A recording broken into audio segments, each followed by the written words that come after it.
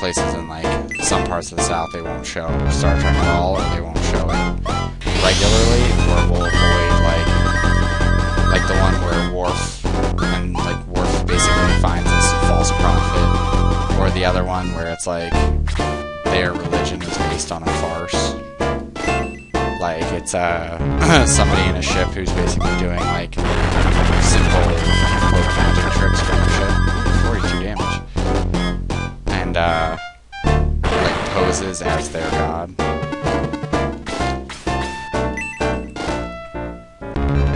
But I know that a lot of places like won't show them.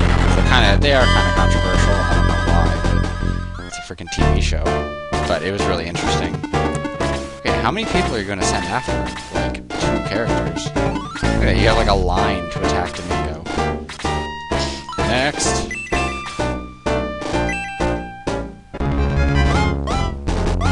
But yeah, what makes it weird is the fact that with me watching it on freaking Failblog, they opened up like trying to do Commander Riker jokes that Delirious and I were like making a week ago. It's kind of weird. Like I don't know how to describe it. It's kind of weird, I guess, when like something you're doing is like or that you're into. Like, suddenly other people seem to be. I'm not saying from like some hipster point of view, like, oh, I totally watched it first. It's like T-Soul. Oh, wait, T-Soul sucks. I guess it's like, it's kind of like listening to, or like watching a TV show, and then it suddenly gets popular, and you're like, okay. You gonna bark fire at me too? Regular bark, but I don't know, I find it like kind of confusing when things like that happen. Like, not to say that like other people can't be interested in what I'm interested in, but when like suddenly like a joke or something you said becomes kind of a meme or something.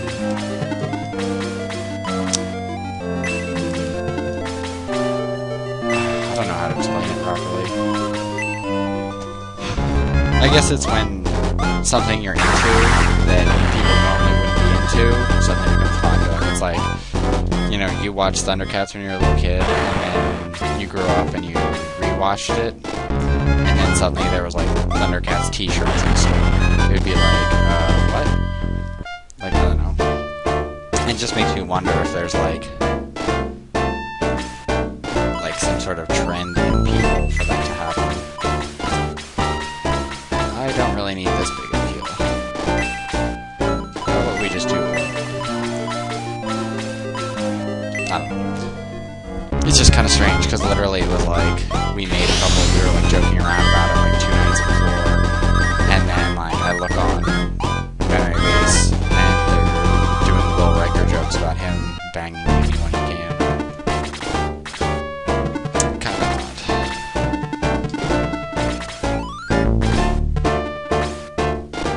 Domingo's probably gonna die, but at least he caused so much havoc in between. It also helps because in those mountains, those horsemen, fuck you.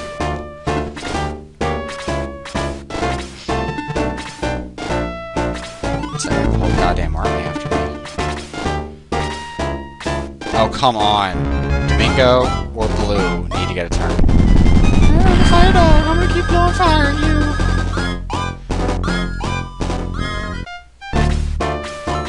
I don't know. I like Star Trek TNG. I think it's way better than the original Star Trek. And I know a lot of people will be like, well, the original Star Trek was good, but the problem is it was mostly formulaic. You know, go to planet, fight some monster, and get out. And I know that sometimes TNG is, but like TNG, they kind of made it feel more like people living on a ship, less like, you know, people just going around messing up aliens. I don't know, I guess there's a lot more politics in TNG that make it more interesting. At least for me. But kill horsemen. No.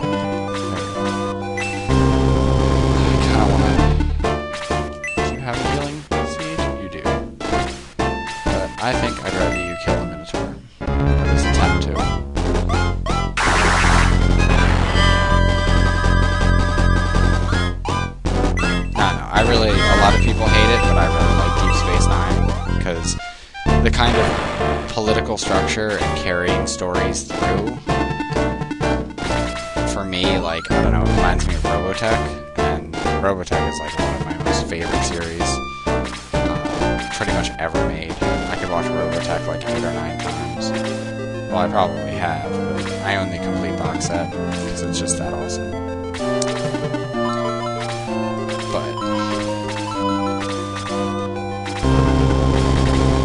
yeah, I don't know. I always like the kind of where it's between like people living their lives, the politics around them, and like that kind of in wartime thing. Like I understand why people like World War II stuff and Band of Brothers stuff because of that. And like moral, amoral decisions. Goodbye, Domingo. You did all you could.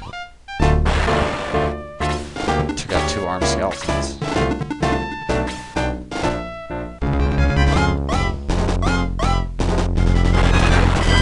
But I don't know, I felt like Deep Space Nine was like, it's different than the other Star Treks, but I think it's really good for what it is.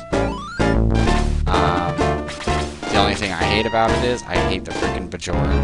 They're like the lamest race in that show. And I like the Trill and the Cardassians. Cardassians are one of my favorites. But like, we're almost, Delirious and I are almost done watching TNG, and it's all like Cardassian, and they visit Deep Space Nine, and you see like the Doctor from DS9, and stuff like that. I don't know. Like, that kind of continuity I appreciate,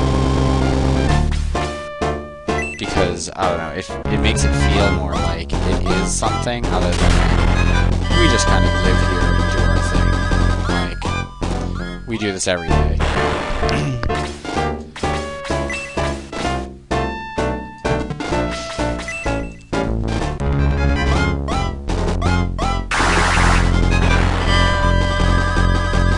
I guess it's kind of like, the reason why I don't like James Bond movies is because there's not, it's like all like this kind of how do we get from point A to point B, and let's write stuff in for people like sex and fighting and like, you know, like pseudo glamour things to make him seem like some super spy or whatever. But like, I mean, really, they're like Sherlock Holmes novels or anything else. It's, you know that they're always going to come out on top. You know that they're going to foil the bad guy, and you know they're going to sleep with the girl. Like, that's pretty much the way the first Star Trek runs. The first Star Trek series. And that just gets bland to me. Like, yeah, the sci-fi and stuff like that is cool. But, like, I don't know. In TNG, people, other than, whatever, red shirts? I don't know, blue shirts? Whoever the people are who die in the first Star Trek, like, every single time, you always have, like, generic person who comes with them and dies. Like, being able to, like, know when people die is kind of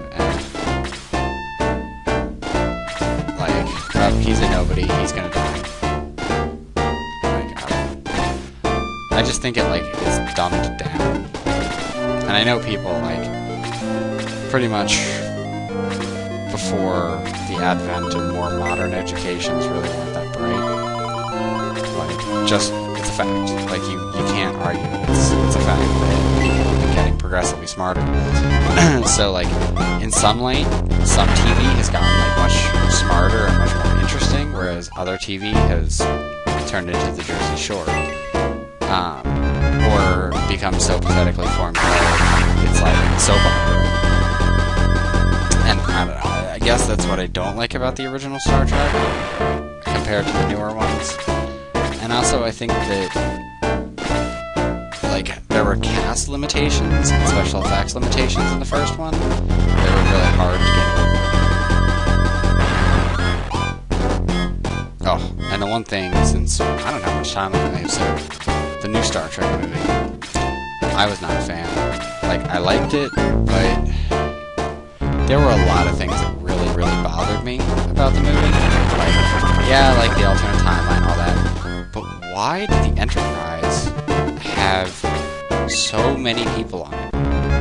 Like, they showed it like it was like the Enterprise in Picard's era, where it's like a civilian ship. You know, there was like way too many people on that ship to, you know, even on the bridge, there's like, there'd be like 50 people on the bridge, and like you'd walk out in the halls, and every hall would be like crowded with people. I was like, okay, first of all, like, the first Enterprise was basically a modified warship. So, why would you have all these people? Excuse me. Ooh, I need a drink. And the other thing that bothered me was on the front console of the ship. They had 2 painted white scanners like you find in like a convenience store or whatever, right on the front, and they bothered the shit out of me. The other thing is like if it's in that era and you're talking about the Romulans using mining ship, like there's a lot of development in between like series about things that the Romulans had, because the Romulans initially had an advantage over the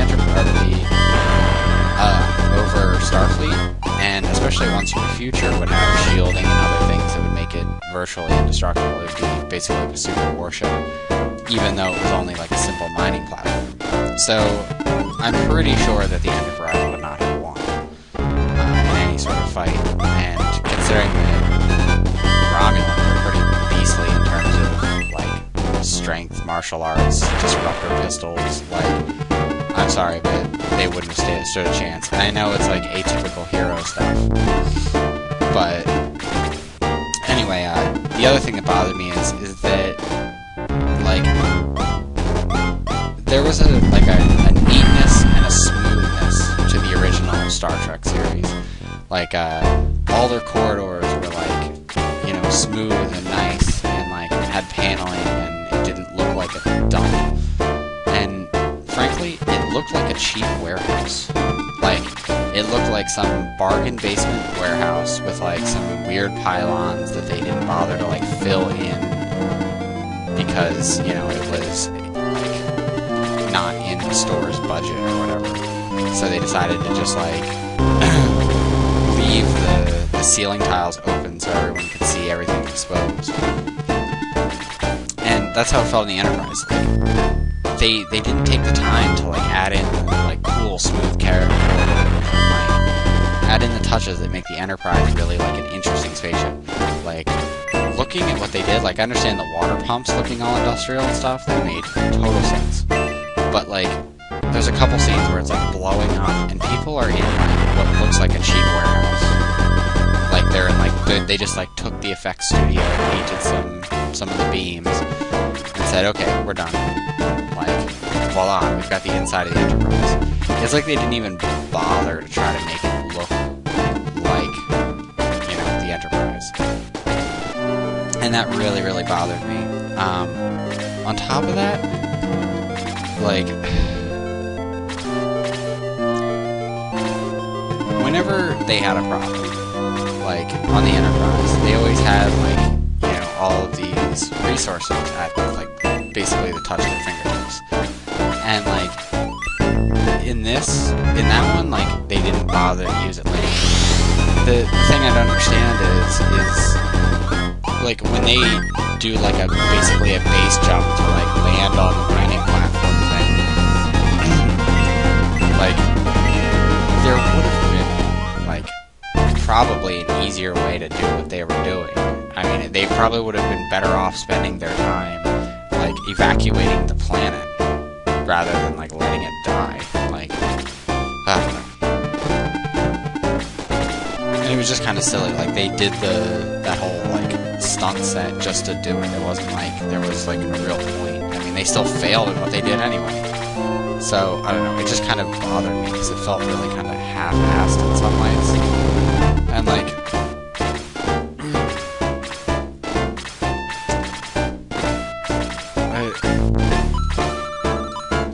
in a lot of things, like,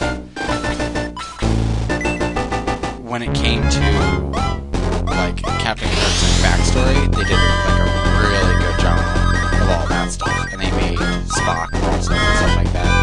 But like, you'd see this dip where it's like the Vulcans and human technology, where they have all these advanced things, and then you get on the ship, and it's like plastic and Quickie Mart hand scanners.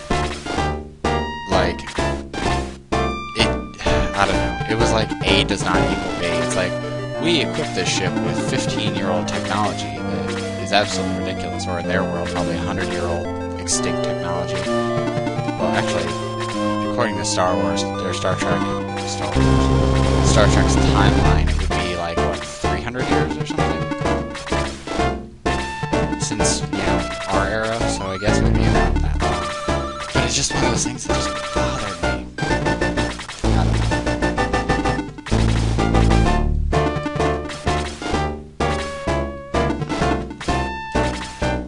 And also, like, I felt like things were a little too obvious, and like him being chased by the monster on this like ice planet and all this stuff, like it just felt like they said like, okay, how can we keep people interested in this movie? Like, what like atypical Hollywood thing can we throw in here to make it seem more interesting than it is? And that's like, I don't know. That's just kind of how I felt. I was like, throughout the entire movie, you know what? She's cool. 3. Don't care if I'm wasting my points. No,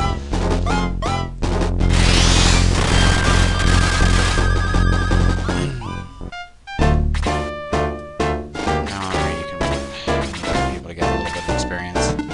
This episode will probably just drag on, which I'm fine with because I want to finish this battle. Because this battle takes way too long. I'm not done with Star Trek yet. And like, I don't know, I know they were going for something different, but like, it felt like they downgraded a lot of things, and they like went over expensive with some things and went under, and they like cheaped out hardcore with other things. Which is kind of annoying. Alright, Domingo died, so actually, I think I can just walk into Runfast.